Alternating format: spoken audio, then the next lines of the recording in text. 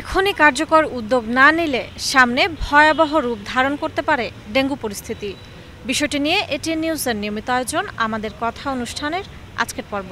আপনাদেরকে স্বাগত জানাচ্ছি আমি সাইমুম জান্নাত প্রভা। দর্শক, এ বিষয়ে জনসাধারণের মতামত শুনব, তবে তার আগে চলুন দেখে আসি এটিএন নিউজে প্রচারিত একটি প্রতিবেদন।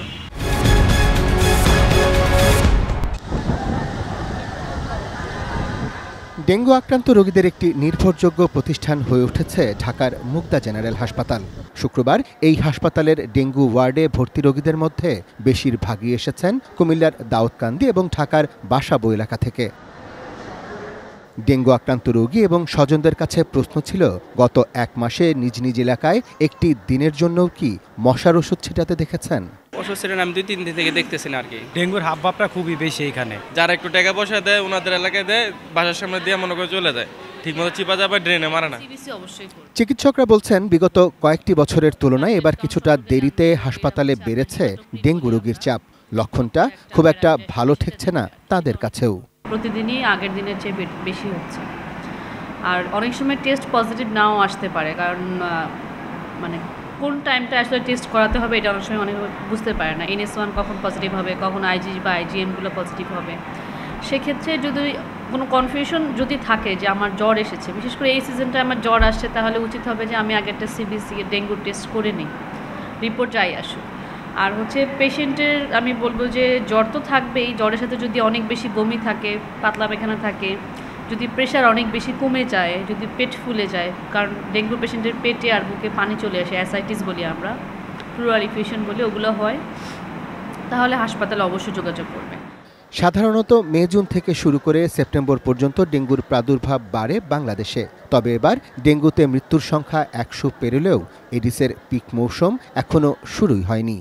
আগামী কয়েকদিন পরে যখন বৃষ্টিপাতটা কমে যাবে তখন ডেঙ্গু রোগী ধীরে ধীরে বাড়তে শুরু করবে, কারণ এডিস মশার ঘনত্বটাও বাড়তে শুরু করবে। আগামী মাস, বিশেষ করে সেপ্টেম্বর এবং অক্টোবরে ডেঙ্গু পরিস্থিতির আরও অবনতি হওয়ার একটি ঝুঁকি আছে যদি আমরা সঠিকভাবে এটিকে ম্যানেজ করতে না পারি। তাই ডেঙ্গু, চিকুনগুনিয়া সহ নানা রোগ ছড়াতে দায়ী এডিস মশার বিরুদ্ধে এখনই বিজ্ঞানভিত্তিক সমন্বিত মশক নিয়ন্ত্রণ ব্যবস্থাপনার প্রয়োগ জরুরি বলে মনে করছেন বিশেষজ্ঞরা। Arafat Siddiqui, ATN news, Dhaka. দর্শক, এতক্ষণ প্রতিবেদনটি দেখলেন, এবার চলুন দেখে আসি কি বলছেন সাধারণ মানুষ।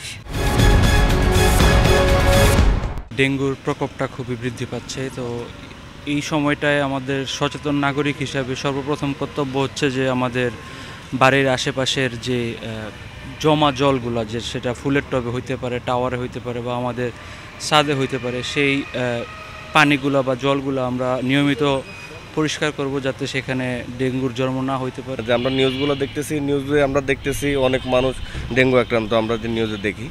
তো সেই ক্ষেত্রে এখন আমাদের করণীয় হচ্ছে যে বাসার আশপাশে যে ময়লা স্তূপগুলো আছে বা পানির জমাট হয়, আর এরকম জায়গাগুলো আমরা যাতে পরিষ্কার রাখি, যাতে আপনার ডেঙ্গুর প্রকোপ যাতে না হয়।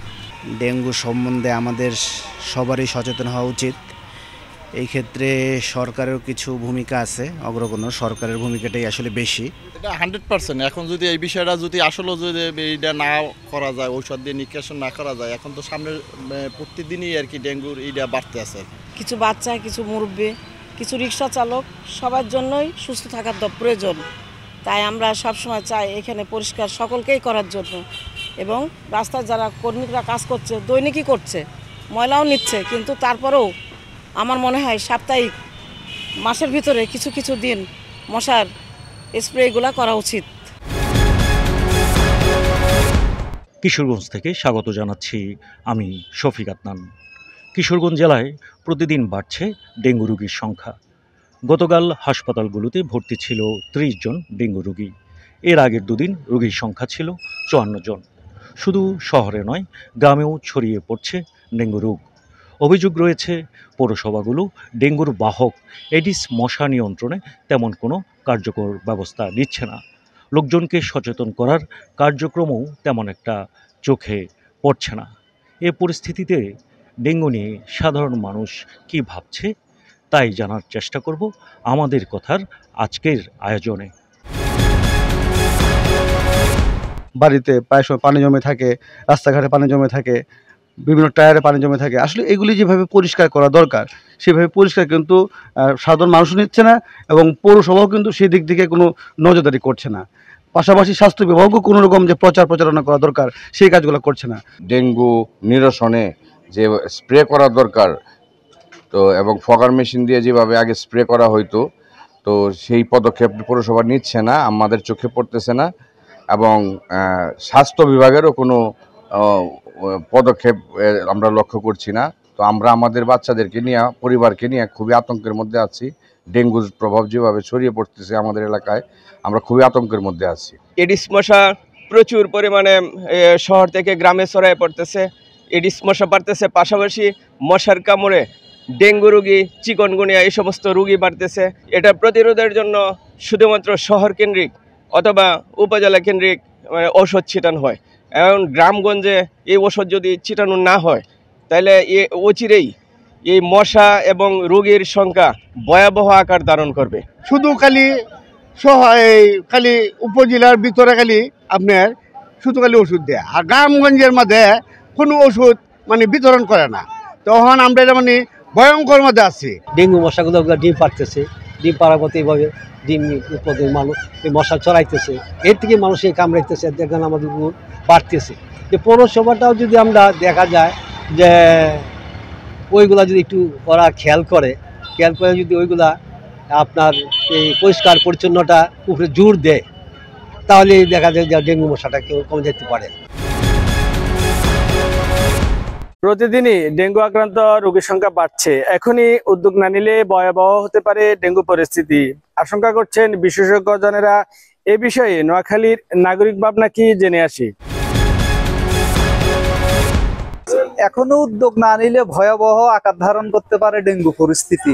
বিশেষজ্ঞদের এই মতামত একেবারেই যথার্থ, কেননা একসময় মহানগরে এই ডেঙ্গুর উপদ্রব ছিল, এখন আমরা দেখতে পাচ্ছি যে একেবারে গ্রামগঞ্জ ডেঙ্গু উপদ্রব বেড়ে গেছে, প্রতিনিয়তই ডেঙ্গু রোগী আসছে। ডেঙ্গু আক্রান্তর সংখ্যা দিন দিন বাড়ছে এবং এর ভয়াবহতাও বাড়ছে। আমরা যদি খবর নেই, নোয়াখালী পৌরসভার যেই সব স্থানে এখনো সড়কের উপরে ময়লা, পানি জমে থাকা, এই জিনিসগুলো এখনো জমে আছে টানা বৃষ্টির কারণে, এবং দীর্ঘদিন ধরে যে নোয়াখালীতে জলাবদ্ধতার কারণে এই ডেঙ্গু পরিস্থিতিটা ভয়াবহ হচ্ছে। আমরা মনে করি প্রশাসন খুব দ্রুত ব্যবস্থা নেওয়া উচিত। প্রয়োজনীয় প্রচারণা, জনসচেতনতা করা, এবং যেসব স্থানে ময়লা পানি জমে আছে সে পানিগুলোকে নিষ্কাশন করা, তাহলে হয়তো এই ডেঙ্গু থেকে আমরা কিছুটা মুক্তি পাবো বলে ধারণা করছি। এই জলাবদ্ধতা পানি না কমায় কিন্তু পানি জমে রয়েছে বিভিন্ন জায়গায়, তো এইসবে যে ডেঙ্গু যে এডিসের যে লার্ভা সেটা অবশ্যই এখানে উৎপাদন হবে, এবং এখানে যে ডেঙ্গু মশার একটা যে বাড়তে পারে। তো এখনই যদি কর্তৃপক্ষ যদি যথাযথ উদ্যোগ না নেয় বা এইসব ডেঙ্গু যে এখানে জন্ম নেয় সেগুলো যদি নিধনে যদি এখনই যদি কার্যকর কোনো পদক্ষেপ না নেয়, তাহলে যে ডেঙ্গুর প্রকোপ নোয়াখালীতে বাড়তে পারে বলে আশঙ্কা করা যাচ্ছে। দর্শক, এই ছিল আমাদের কথা অনুষ্ঠানের আজকের আয়োজন। বিদায় নিচ্ছে আমি সাইমুম জান্নাত প্রভা। দেখা হবে আগামী পর্বে। ততক্ষণ পর্যন্ত সুস্থ থাকুন, ভালো থাকুন, সঙ্গে থাকুন এটিএন নিউজের।